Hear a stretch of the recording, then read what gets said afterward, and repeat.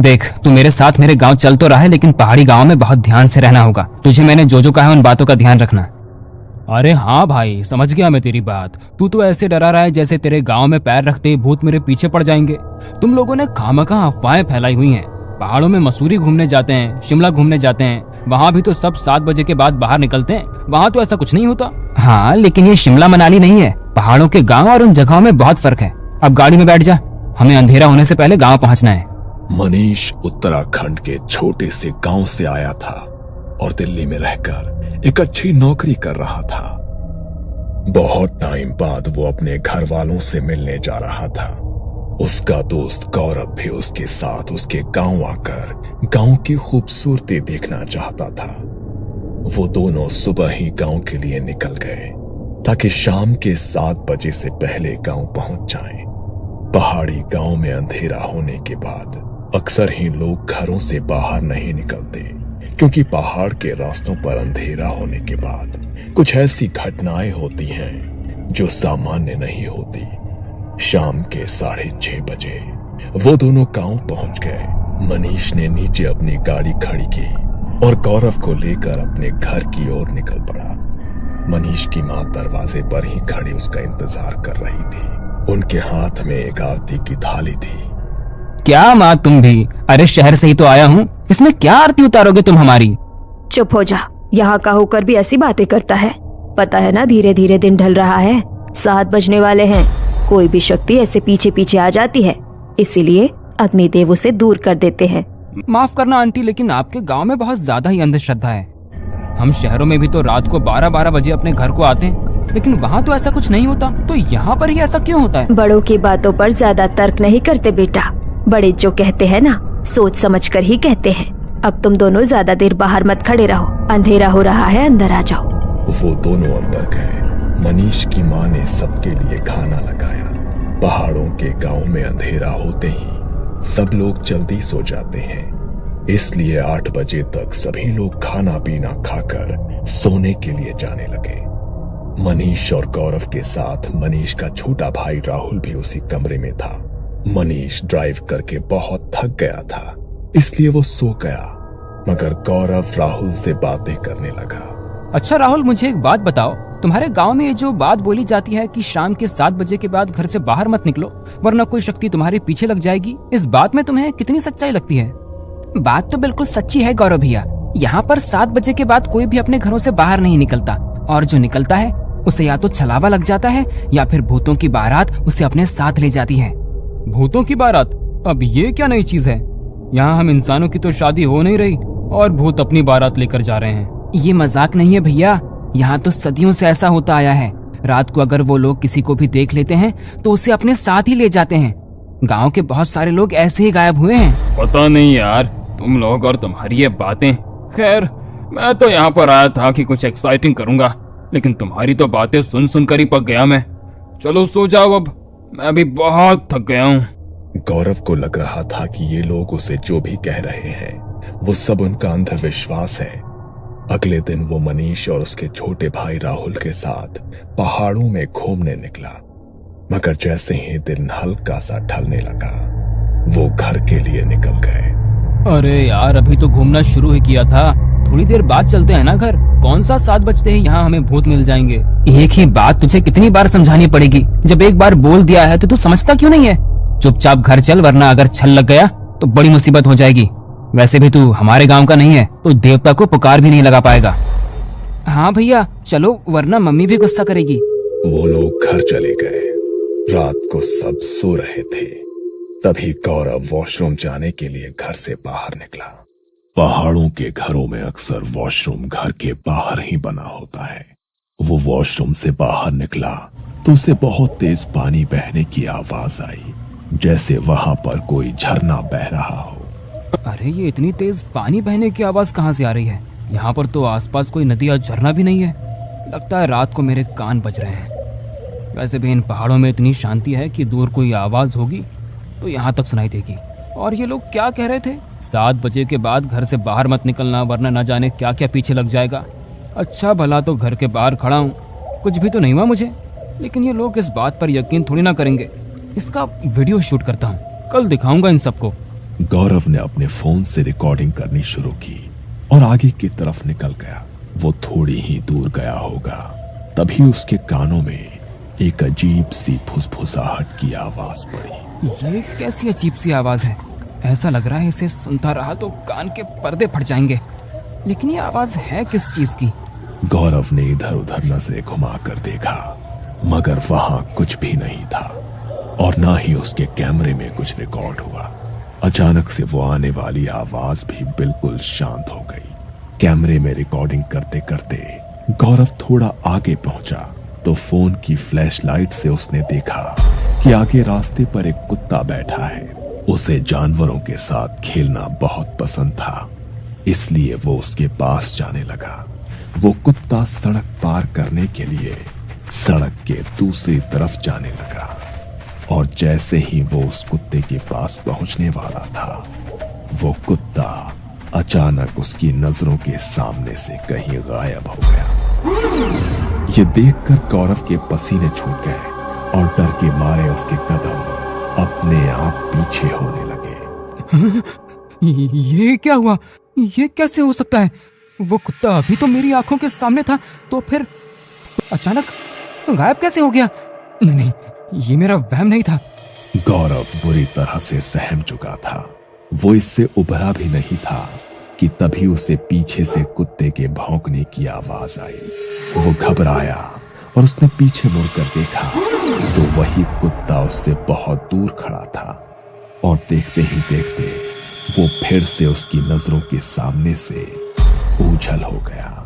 जब दोबारा गौरव के साथ ये सब हुआ तो उसे इस बात का यकीन हो गया कि ये कुछ भी उसका वहम नहीं है। डर के मारे वो बुरी तरह कांप रहा था, मगर उसने हिम्मत जुटाकर भगवान का नाम लिया और उल्टे पांव घर की तरफ चलने लगा। सब लोग ठीक ही कह रहे थे कि 7 बजे के बाद घर से बाहर निकलना ठीक नहीं है। जिन चीजों के बारे में आज तक मैंने सिर्फ सुना था, आज उससे सचमुच मेरा सामना हो ही गया। कहीं वो मेरे पीछे तो नहीं आ रहा होगा? हे भगवान, मेरी रक्षा करना। गौरव डरते हुए अपने कदम आगे बढ़ा रहा था, तभी उसे अपने पीछे किसी के कदमों की आहट महसूस हुई। वो अपने कदम और तेजी से बढ़ाने लगा, तभी उसके कंधे पर किसी ने अपना हाथ रखा। वो इतनी बुरी तरह डर गया कि उसके गले से उसकी चीख भी नहीं निकल पाई। तभी उसके सामने एक आदमी आकर खड़ा हुआ। वो दिखने में बिल्कुल सामान्य था, इसलिए गौरव की जान में जान आई। तुम्हें पता है ना, शाम को 7 बजे के बाद यहाँ अपने घरों से निकलना मना है। लगता है तुम जैसे लोगों को अपनी जान प्यारी नहीं है। अभी थोड़ी देर बाद भूतों की बारात निकलने वाली है यहाँ से, और अगर उनकी नजर गलती से तुम्हारे ऊपर पड़ गई तो तुम सुबह का सूरज नहीं देख पाओगे। आप मुझे डराने की कोशिश मत कीजिए काका।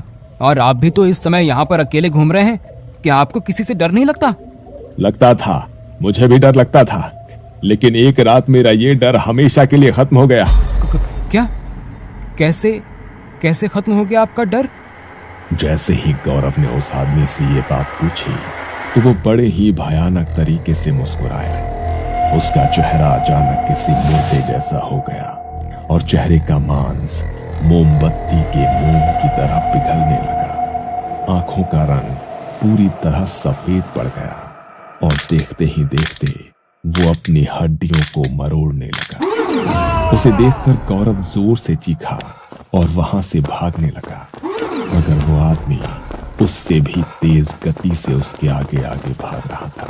ये देखकर डर के मारे गौरव का बैलेंस बिगड़ गया और वो झाड़ियों में गिर गया। उसने बाहर की तरफ जाकर देखा तो दौड़ते दौड़ते आदमी अचानक वहां से गायब हो गया।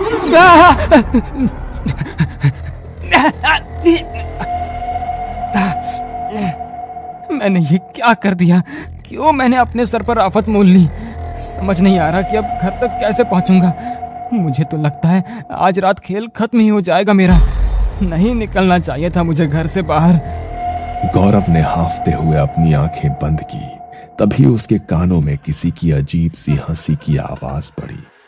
वो बुरी तरह डर गया।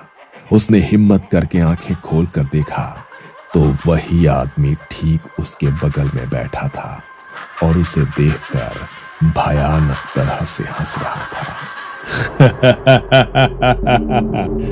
अब तुम कहीं नहीं जा पाओगे। अपनी मौत को खुद बुलाया है तुमने, और तुम्हारी मौत अब तुम्हारा पीछा नहीं छोड़ेगी। उसने अपनी गर्दन मरोड़कर हंसते हुए गौरव को देखा और फिर से वहां से गायब हो गया। गौरव झाड़ियों में दुबक कर बैठा था, क्योंकि वहां से निकल पाने की उसकी हिम्मत नहीं हो रही थी। वो झाड़ियों के रास्ते ही धीरे धीरे चलकर घर तक पहुंचने की कोशिश करने लगा। तभी उसे बैंड बाजे की आवाज सुनाई दी, जैसे किसी की शादी हो रही हो। गौरव ने ध्यान से देखा तो पीछे से किसी की बारात आ रही थी। वहां बहुत चकाचौंध थी। उन्हें देखकर गौरव की जान में जान आई। शायद ये लोग मेरी कुछ मदद कर सकें। इनके साथ निकलूंगा तो घर तक पहुंच ही जाऊंगा, वरना अकेले रहा तो मेरा बच पाना भी मुश्किल है। गौरव झाड़ियों से बाहर निकलने लगा। तभी उसे राहुल की कही हुई वो बात याद आई और वो फिर से झाड़ियों में दुबक कर बैठ गया।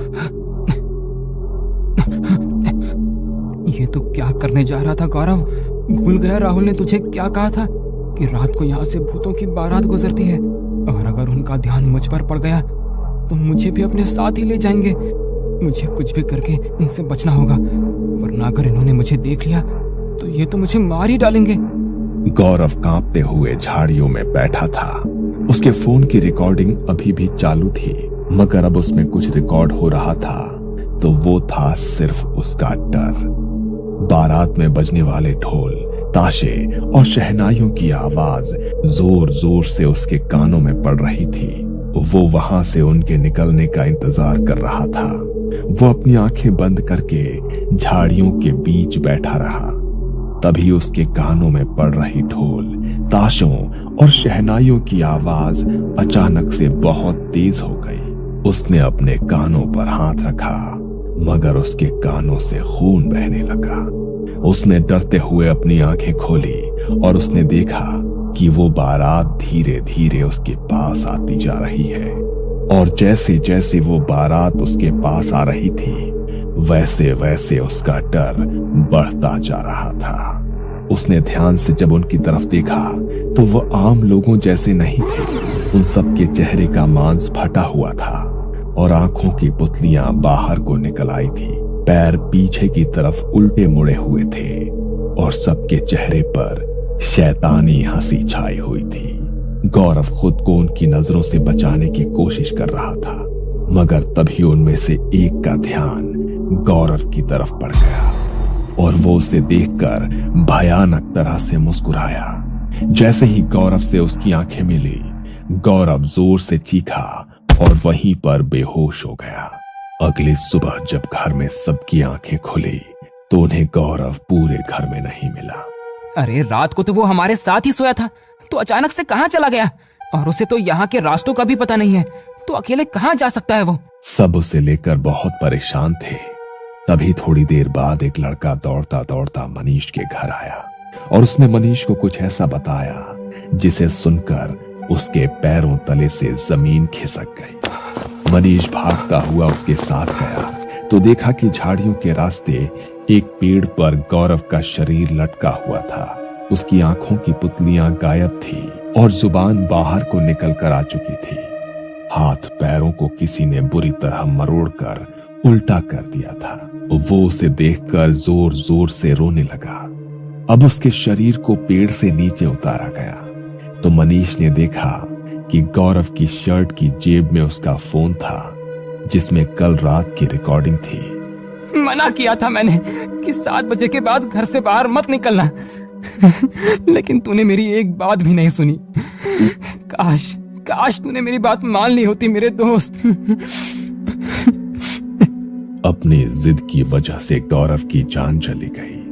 पहाड़ी गांवों में अक्सर ऐसी चीजें होनी बहुत आम है, इसलिए आज भी लोग वहां पर 7 बजे के बाद अपने घरों से नहीं निकलते।